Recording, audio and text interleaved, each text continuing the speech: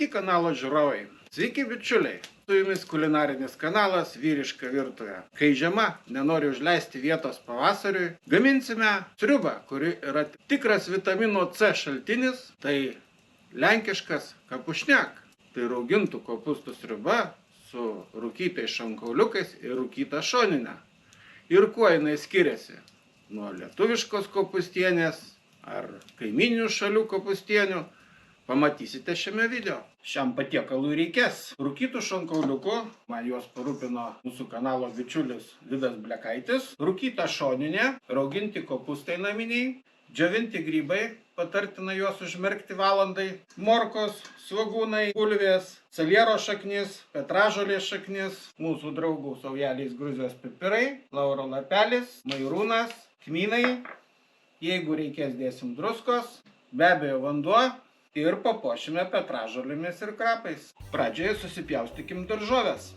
Pusę morkos pasiliekam sultiniui, morkas pjaustome kubeliais. Kapušniakas atsirado viduramžių Lenkijoje, 14-15 amžiui. Pagrindinė daržovė buvo kopūstai, kurios buvo galima išlaikyti žiemą. Mėsą konservuodavo rūkydami, taip atsirado sriuba, kuri žiemą buvo vitaminų C bomba, kuri suteikdavo jėgų, sotumo. Susipjaustom svogūnus smulkiai. Šios sriubos pagrindinis skonis - rūgštelė ir dūmas. Dūmas valstiečio šeimoje suteikdavo statusą, kadangi ta šeima turėjo rūkyklą. Į kapušniaką dėdavo džiovintus grybus, žiemą tai šviežių nerasi. Ir juos dėdavo ne iš prabangos, o todėl, kad suteikdavo miško aromatą ir atstodavo mėsos trūkumą. Taigi, ši sriuba atsirado ne iš prabangos, o iš to, kad valstietis galėtų pragyventi. Tai buvo išlikimo sriuba. Petražolės šaknis, saliero šaknis, kartais būdavo pastarnokas dedamas arba krieno šaknis. Tai tos daržovės, kurios geriausiai išsilaikydavo žiemą. Bet kapušniake šitų daržovių nereikia per daug dėti, kadangi mes verdam ne daržovių sriubą, o raugintų kopūstų sriubą kapušniak, kurios pagrindinis skonis yra dūmas ir rūgštis. Rūkyti šonkauliai dar priduoda ir sotumo. Na, o ant bajoriško stalo, tai tų rūkytų šonkaulių būdavo žymiai daugiau negu ant valstietiško. Tai man atrodo, kad aš čia tokį bajorišką darau. Šis sriuba dažniausiai būdavo valgoma žiemą, ilgos žiemos išsekindavo kūną, tai ši sriuba padėdavo atsigauti, sušildydavo pilvą. Na, o šiais laikais šią sriubą dar galima vadinti ir pachmiel sriubę. Kaip sako lenkai, tai zupa turi stavę na nogi. Ir lietuviai, man atrodo, vestuvių antrą dieną dažnai verda kopūstienės. Susipjaustom petražolės šaknį mažais kubeliais. Ta patį padarykime su saliero šaknim.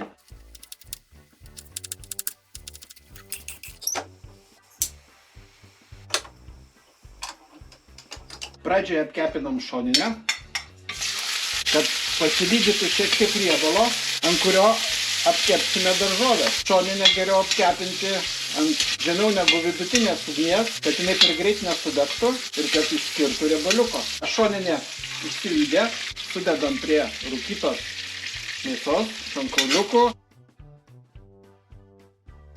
Truputėlį didinam ugnį, sudedam svogūnus, apkepinam iki gražios auksinės spalvos. Svogūnai gražiai pagelto, sudedam daržovės, morkos, saliero šaknis ir petražolės šaknis.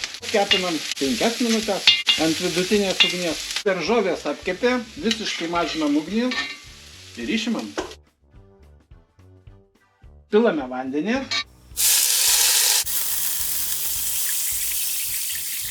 Čia yra 3,5 litro vandens. Sudedam visą mėsą, rūkytą, šonkauliukai, rūkytą šoninę.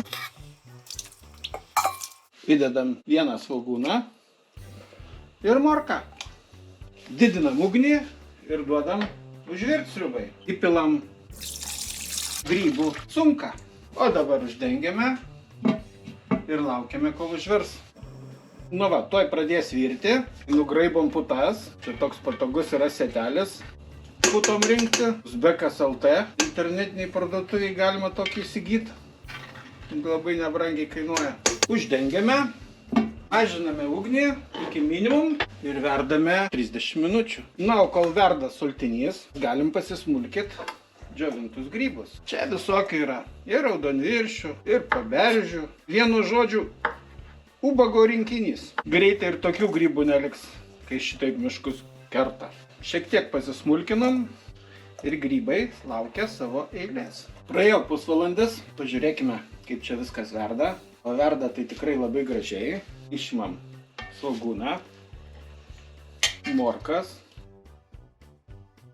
sudedam grybus ir paverdam dar 15 minučių ant minimalios ugnies.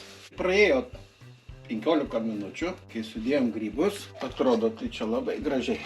Grąžiname apkeptas daržoves, įdedam kelis lauro lapelius, truputį įberiam pipirų ir verdame ant minimalios ugnies dar 15 minučių.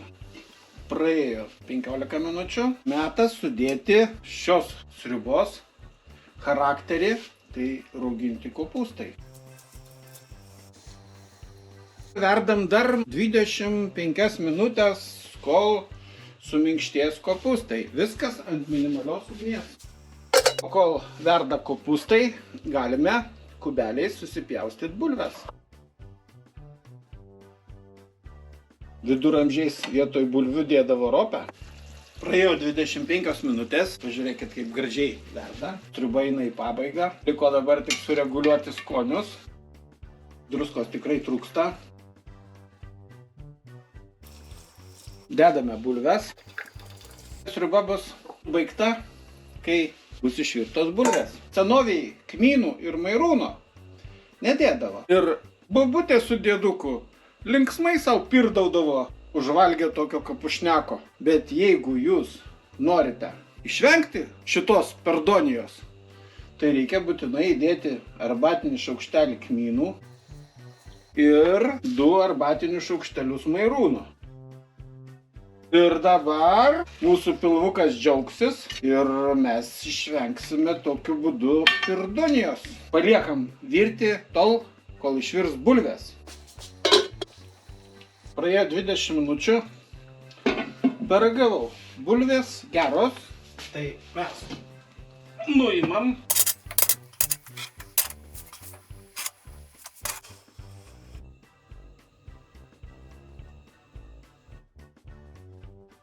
Papuošiame petražolėm ir krapais ir leidžiam pastovėti 20 minučių.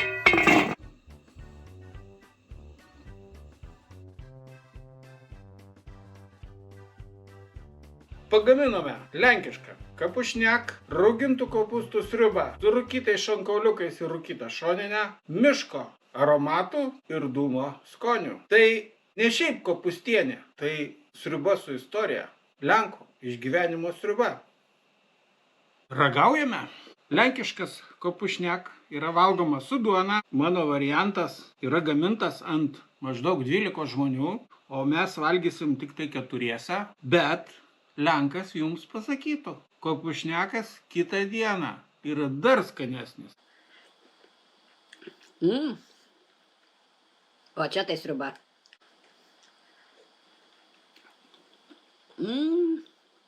Pasaka. Dabar suprantu, kodėl Lenkai sako, kad tai zupak turi stavę na nogi. Čia tikrai gali numirusi prikelt. Nuo kaulo atsiskyrė pilnai mėsa.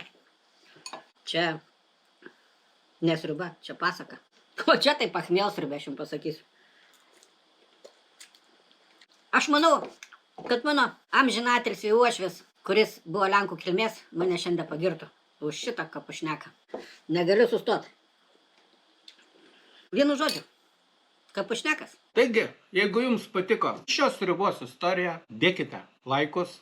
Nepatiko, vis tiek dėkite laikus. Lenkai supyks. O jeigu dar nesat užsiprenumeravę mūsų kanalą, būtinai tai padarykite dabar. O dar geriau tapkite privilegijuotais mūsų kanalo nariais. Iki kitų skanių istorijų. Ate!